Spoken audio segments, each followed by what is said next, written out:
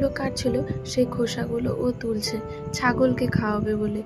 এই দেখে আমার কি হাসি, পাত্রকে আমরা এত সুন্দর কাজ দিয়েছি যা বলার কথা নয়। পাত্র নিজেও কাজ করতে করতে হাসছে যে এত কাজের মাঝে এই কাজটা কিন্তু বেস্ট। আর এইদিকে মাটনটা বসিয়ে দেওয়া হয়েছে, আর মাটনের কালারটা দেখো। আর রান্না কিন্তু সব প্রায় কমপ্লিট। এই মাটনটা হবে আর ওই পাশে কিন্তু মাছের ঝোল হচ্ছিল। এই দুটো রান্নাই শুধু বাকি বাকি বলতে প্রায় 11:30 মতো বাজে। ততক্ষণে প্রায় সব রান্না হয়ে এসেছে, মাটনটা হলে কিন্তু হয়ে যাবে। মাছ কিন্তু পরিমাণে অল্প রান্না করা হয়েছিল। ওই বাড়ি থেকে যারা আসবে তাদের মধ্যে কেউ হয়তো খাবে না মাংস, তাদের জন্যই শুধু করা হয়েছে। এদিকে সবাই মাংস খাবে, তো ওদের কথা চিন্তা করে মাছটা অল্প করেই করা হয়েছিল। মাংসটা হয়ে যাওয়ার পরে সেটাকে তুলে রেখে আমরা সবাই একটু বসেছিলাম, আর এর মাঝে সবাই একটু করে খাওয়া দাওয়া করে নিয়েছি।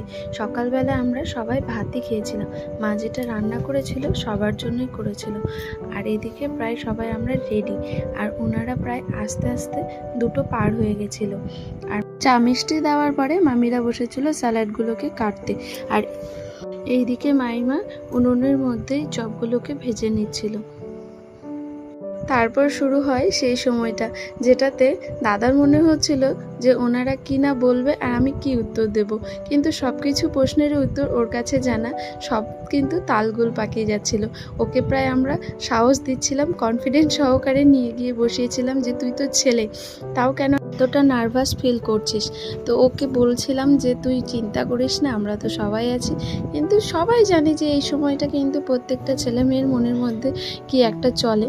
আমরা সব কিছু প্রশ্নেরই উত্তর জানি, কিন্তু তাও মনে হয় যে ওনারা এমন কিছু জিজ্ঞাসা করবে যেটা আমরা জানি না। তো সেরকম ব্যাপার তো কিছু হয় না, তাও কিন্তু মনটা একটু ঘাবড়ে থাকে। জানি না সেই সময় কি পরিস্থিতি তৈরি হয়, প্রত্যেকটা ছেলে মেয়ের মনেই তৈরি হয় এটা, তো সবাই সেটা জানে। দেখাশোনা কমপ্লিট হওয়ার পরে সবাইকে খেতে দেওয়া হয়েছিল, আর যেখানে রান্না হয়েছিল সেই জায়গাটাতে সবাইকে খেতে দেওয়া হয়েছিল। আর দেখাশোনা খাওয়া দাওয়া কমপ্লিট হওয়ার পরেই নতুন আত্মীয়দের সঙ্গে আমাদের আত্মীয়তা শুরু হলো, আমাদের নতুন একটা সম্পর্ক তৈরি হলো। তো মাইমা আমাকে সে থেকে একটা মিষ্টি খাইয়ে দিচ্ছিল ইয়ার্কি করে। মাসি পাশ থেকে বলে দিচ্ছিল এটা তো বোন হবে, যেহেতু বিয়েতে বোনেদের আর জামাইদের আদরটা একটু বেশি হয়, যেহেতু বোন জামাই নেই সেক্ষেত্রে বোনকে আদর করে মিষ্টিটা খাইয়ে দিন। সেটাই সবাই একটু হাসাহাসি করছিলাম। আর আমাকে বলতে না, দাদার বন্ধুকেও কিন্তু উনি মিষ্টি খাওয়াতে ছাড়েননি। তো আজকের মতো এটুকুই, সবাইকে